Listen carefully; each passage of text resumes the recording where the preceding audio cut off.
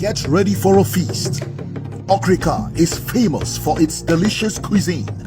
From fresh seafood, fresh fish, to spicy soups, every bite tells a story.